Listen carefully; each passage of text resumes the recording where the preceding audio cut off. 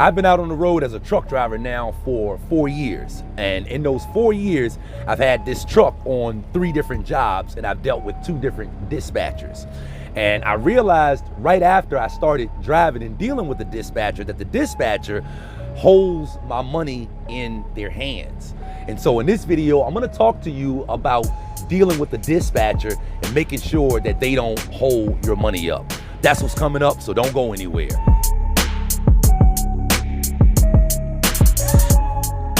The Helpful Trucker is a partner with Trucker Path, America's most popular app for truckers.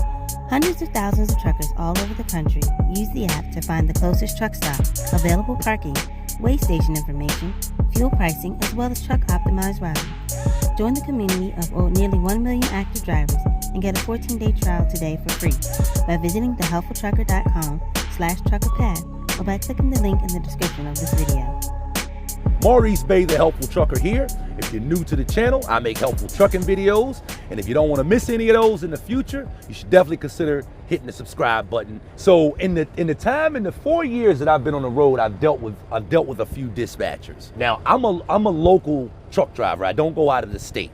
But I'm not local, like I don't work for a company. So I'm not one of those local guys that's doing 12, 13, 14, 15, 18, 20 stops a day. I pull out of a pallet company right down the street from my house. That's what I do right now, and I go to that company every day, and so I deal with the same dispatcher every day.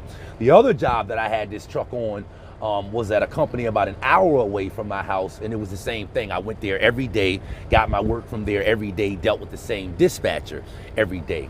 And I was initially under the assumption that the dispatcher was just supposed to understand what type of work I needed for my truck, what type of destinations I wanted to go to, what type of mileage I needed on a daily basis, and what directions I wanted to go in when leaving home base as well. I was under the assumption when I first started that the dispatcher just understood that and would know that. But I realized really quickly some things that I needed to be doing in order to make my experience with dealing with the dispatcher as good as possible. Because with the situations that I've had and that I've seen others go through in dealing with dispatchers, I've seen it happen where over time, the quality of loads that the individual is getting seems to go down. They start getting runs that are less profitable. They start getting runs that take them out of the way, out of the path of where they would prefer to go. And it's not really always about getting the exact loads that you want or the exact destinations that you want. But in certain situations, it makes sense to send you as a driver to a place as opposed to somebody else that might live in a different direction or might have a different situation. And so I have seen several situations where a person's dealings with the dispatcher just seems to get worse and worse and worse over time. And then eventually it's almost like they're pissed at the dispatcher. I'm pissed at the dispatcher because I'm thinking that the dispatcher is not giving me the loads that I need and that I want on purpose. And I'm looking at other people saying, you know, how come they getting the loads and how come I'm not getting the loads? I've definitely experienced that myself, and I've seen other drivers experience that as well. So one thing I had to realize, I'm gonna hit on 3 points and I'm gonna let you guys go because I'm getting a part fixed on my trailer right now and I only got a few minutes. But here's 3 things that I realized, 3 keys that I realized to helping me deal successfully with my dispatcher to make sure that I'm one of the people that is getting the loads that they want. You would think that when it comes to dispatching, in the situation that I'm talking about, that the loads pretty much are given out in an even fashion, in like a round robin type of fashion, or maybe on a first come, first serve basis. Everybody gets there in the morning, the loads just kind of get handed out, whoever gets whatever loads. But again, you find yourself in certain situations where you feel like it's not working in that way. And so one of the first things that I realized that I had to do was I realized that it was my responsibility to make sure that the dispatcher knows what kind of loads I want to be on, what kind of destinations I want to go to, and what kind of miles I need to get or would like to get. And again, just because you tell your dispatcher these things don't mean you're always going to get loads that fit into what you want. But generally speaking, you should, if your dispatcher knows where you want to go, the places you want to go, the mileage that you want to get, generally speaking, your dispatcher should be willing to work with you if they know. And so I guess the second thing that I realized after realizing that it's my responsibility to make sure that the dispatcher knows that is I was a little bit intimidated at first about having to go into my dispatcher's office and have conversations with them about the loads that they're giving me not meeting my criteria for whatever reason. I was a little bit intimidated by having to do that at first. My first response was wanting to contact my dad, my pop, the owner of this truck, and let him know, look, man, they're not sending your truck to where you need it to go. So you need to call in there and have a conversation with him. And his thing was always, I could do that. He could do that, but he wouldn't really have any all he would be doing in that case is just passing on hearsay. The driver of the truck, which is me, is letting me know that the truck is not getting the kind of miles that it needs. And I see that on my end from seeing the check that I'm getting, but he won't really have any evidence to present to them, which is really the third thing that I realized that I need to do when I'm going to speak to my dispatcher, realizing that I need to be communicating with them on a regular basis, realizing that I shouldn't be intimidated by going into their office and having to sit down and talk to them, and realizing that I might have to do that more than once, right? Some people was like, man, I don't want to have to keep on going back in there and having a conversation with my dispatcher, but you may just have to do that over and over and over and over and over again. And like I said, the third thing that I realized that I need to do, in addition to those other two things, is when I do go into my dispatcher's office to have a conversation with them, I need to have some type of substantiation for my claim. I need to have some sort of evidence for what I'm saying. If I go in and I say, hey, the loads are falling off, or you're sending me to places that that doesn't work. I live the other way and you're sending me this way.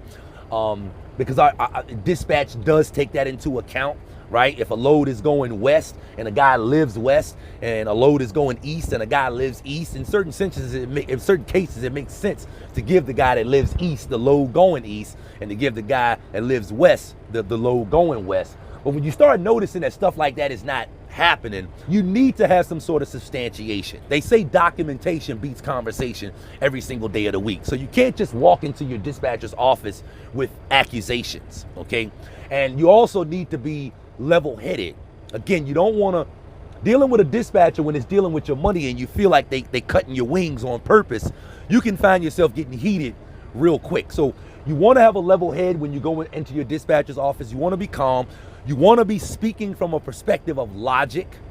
You don't want to be speaking from a perspective of favoritism. Stuff like, well, I've been here longer than everybody else, or, just talking in terms of what you deserve or what you don't deserve based on your seniority. You don't want to be going in there with that type of conversation. You want to be going in talking to your dispatcher from the perspective of logic, numbers, economics. You want to be able to lay it out to them. You want to have evidence. You want to be able to show them, well, my loads have fallen off for the last month. And then you want to be able to show them your records from the last month and the month prior, so that they can see and compare, right? So it's not just you saying stuff. It's not just you making accusations. It's you actually bringing evidence to them of your claim. And, I don't think dispatchers have the power to clip your wings or not give you the loads that you need on purpose or deliberately. Even if your dispatcher don't like you, I don't think they have the power to say, you know what, on purpose, deliberately, I'm gonna get this guy to screwed up loads. But it is possible that your dispatcher could be giving you screwed up loads if they don't know what they're doing, if they're new to the position, if the whole system of dispatching loads at the company that you're with, if that's a mess, because I've seen that and heard of that happening as well. There's all types of situations that'll come up that'll cause your dispatcher, that'll cause that to happen. You start not getting the loads that you need to get. So realize that you are going to need to go in and talk to your dispatcher and communicate with them regularly to make sure that they're getting you what you need. Make sure that when you do go into your dispatcher's office, you shouldn't be afraid. You shouldn't be intimidated by that. And you should have evidence and substantiation when you go in and talk to them, which is the reason why you shouldn't be intimidated by going there and talking to them. It makes sense you would be intimidated by having a conversation like that if you're just talking, if you're just giving them, if you're just saying stuff. But if you got the numbers, if you got the records, if you got the documentation to show that to them, and you're speaking in a sensible, calm, logical, economic terms, again, I don't think your dispatcher has the power to clip your wings on purpose, but they may do it unconsciously. And so the reason I'm bringing that up is because if you take time to spell it out to them and make sure they understand, then they got every reason to work with you. They've got every reason to try to keep you in mind as they're dispatching the loads. And so keep a good relationship with your dispatcher. Don't be intimidated by having to go in and speak to them on a regular basis. Make sure you have substantiation and documentation to back your claims when you go in and speak to your dispatcher. Make sure you speak in sense, logic, and economics when you go in and talk to your dispatcher, and your chances of getting your dispatcher to work with you and give you the loads, the destination that you need, and to help you get your money where you need it to be, your chances of that happen if you approach it from that perspective are a lot higher. This is Maurice Bay, the Helpful Trucker. If you got value from this video, don't forget to click the like button, leave your comments below if you got any, and I will see you on the next video. Maurice Bay, the Helpful Trucker here. For more helpful CDL tips, go here, or consider subscribing to my YouTube channel right here. You could have been anywhere else in the world, but instead you chose to be here with me, and I really appreciate that.